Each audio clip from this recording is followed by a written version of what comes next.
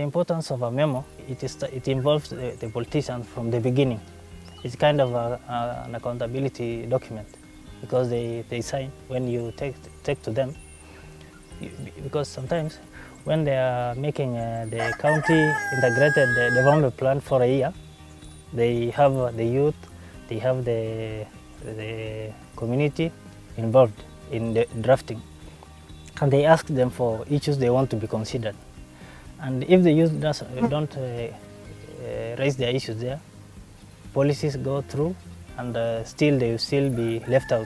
I think the perspective of young people about policy making and generally ensuring that their interests are on the table, for both in planning and in execution of government policies and programs, their perspective is a bit different from what the policymaker think young people is rightfully should be done for young people.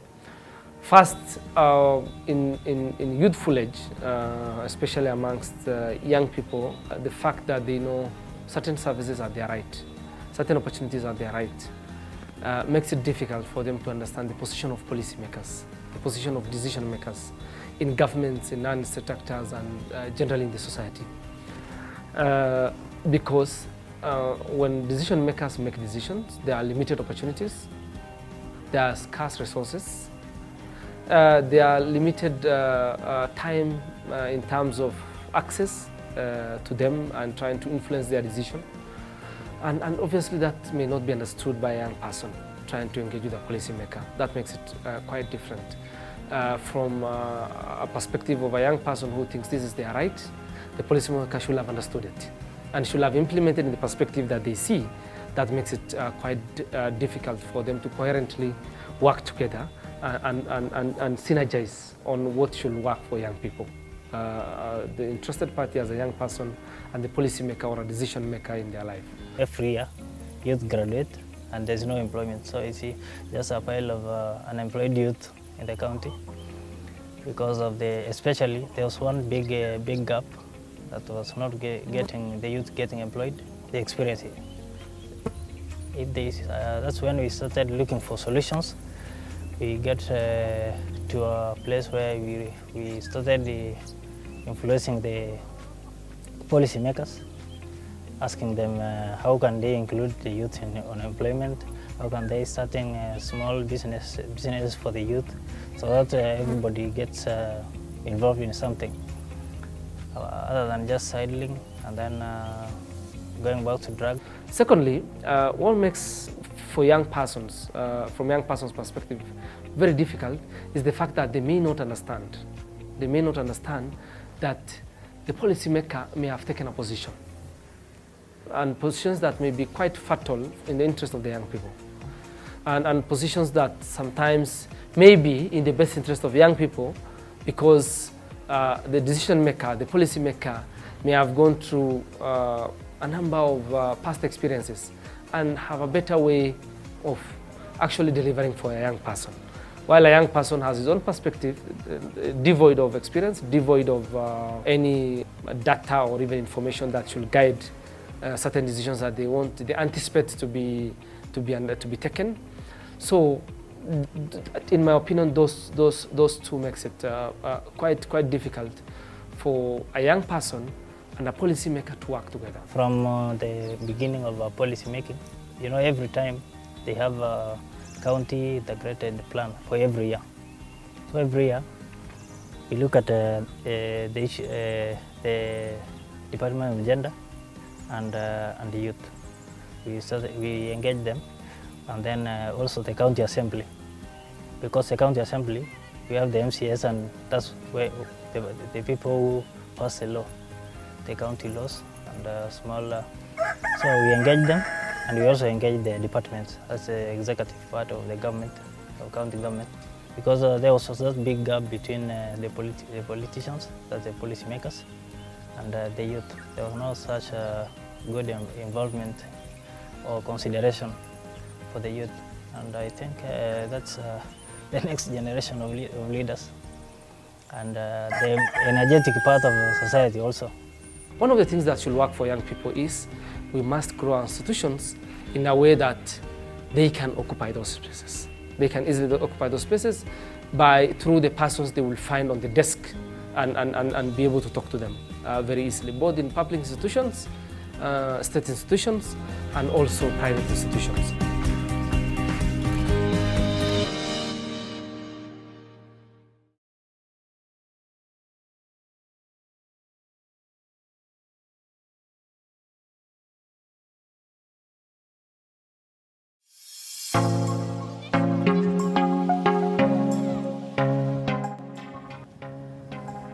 This is an NDFGM award that was presented to me by the anti-FGM board in recognition of the contribution that I've made in the NDFGM movement. And I was awarded in February 6th, Zero Tolerance Day on FGM.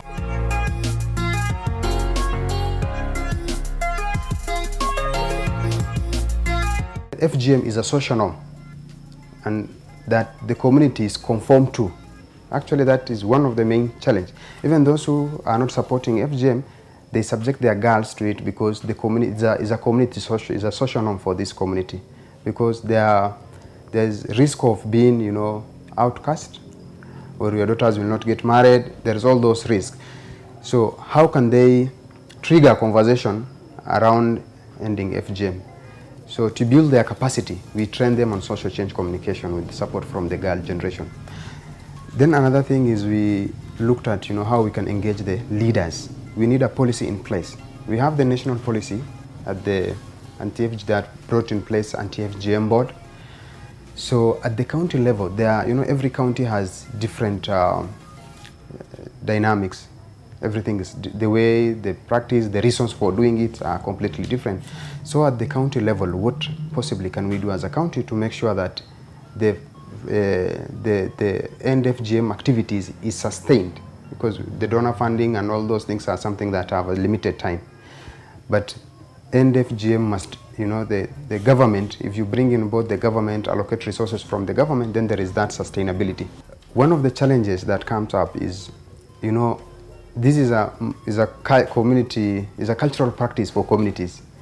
And these political leaders, they went into the assembly through the votes of this ordinary, the grassroots people. And speaking openly against FGM is like speaking against the culture of these same communities who will be voting you. So that is actually one of their main challenge, the risk of losing votes. Talking of female genital mutilation, because I think that is an early marriages. That is one major challenge that is facing girls in this community, because that is what is hindering them from even acquiring an education. It's just that most parents do not even know an alternative. So if we can be able to advocate for alternative rite of passage, that respects culture, because most of the time the alternative rite of passage that has been happening is one that girls are taken out of the home, they undergo the alternative rite of passage and they are brought back and they still cut. They get still cut. So for me, I think what is important for Samburus in regards to girls' circumcision is not necessarily the cut. I know elders do not even get to know who was cut or who was not cut. The most important thing for them is just the process. They call in Samburu tasting. So that traditional process of circumcising a girl, not the cut, the process, the whole process is what is important for them. If they can do all that and not cut the girl, then there's no harm in that, because it's just a culture. You just wear things, you put on the red oak and all that, and you will not be cut. In regards to early marriages, if we can be able, personally, this is what I always tell girls when I mentor them, that we should negotiate with our parents. Let's not treat our parents as like our enemies. They are our parents. They know us better. The best thing we can do is to tell them that this is this new system that is in place. Girls should be educated, because sometimes they just do not know an alternative. Now I run 4 projects for football program that is sport on cutting edge. We use football to teach young girls to say no to FGM, and also the members of the community. And also we have shoot to score, not to kill.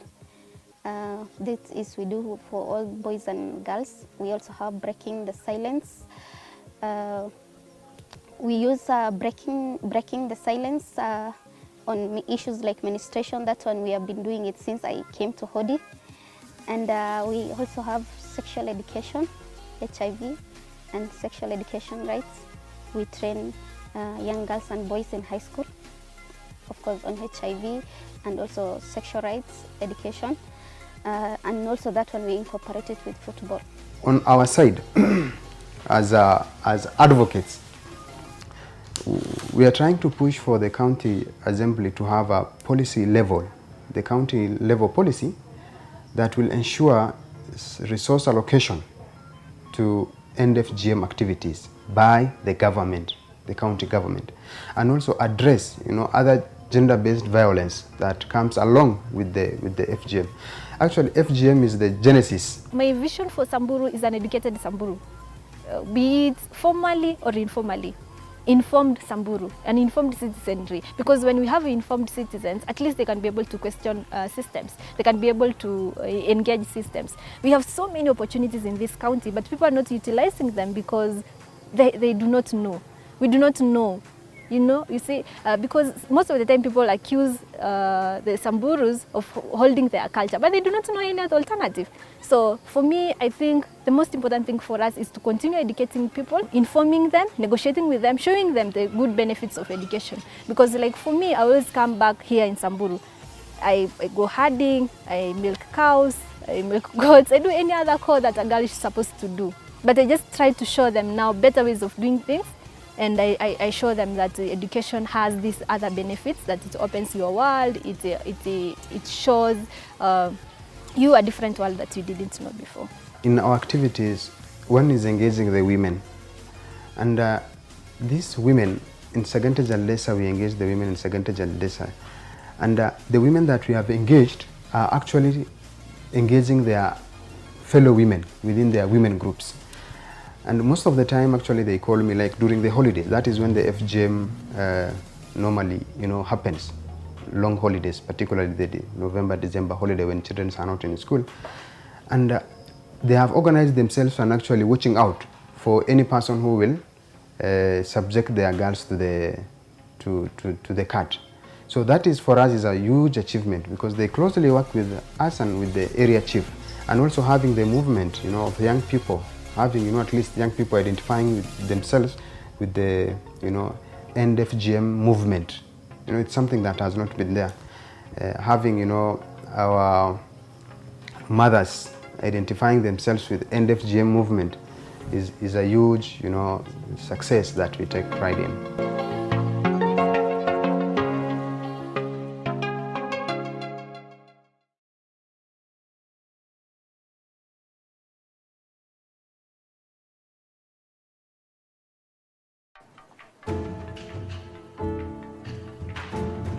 So one of the things that we realized is that people, the masses, everyone who's not gone to school or even those who've gone to school, they run to the media. Local radio stations, if you listen to local radio stations, you'll realize that all kind of complaints that are not even taken to government institutions are aired through the radio. You will get to learn that there's a problem of a burst sewer line somewhere.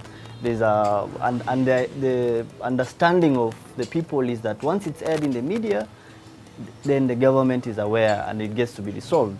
But there's a breakdown again. Government officers don't always listen to local radio stations. So there's a breakdown between a complaint reaching the right person. So this is where we came in. We decided that we will do a story, post it on the internet, but also go an extra mile and send it to the respective government officer or the respective institution.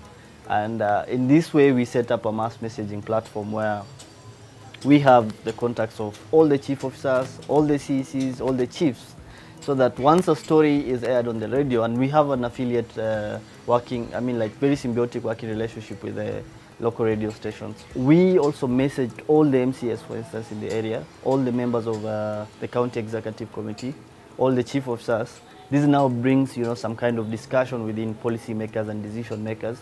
So in this way, we feel like, we bridge between decision makers and people, by providing information to both. Government involvement or getting into government issues is based on planning.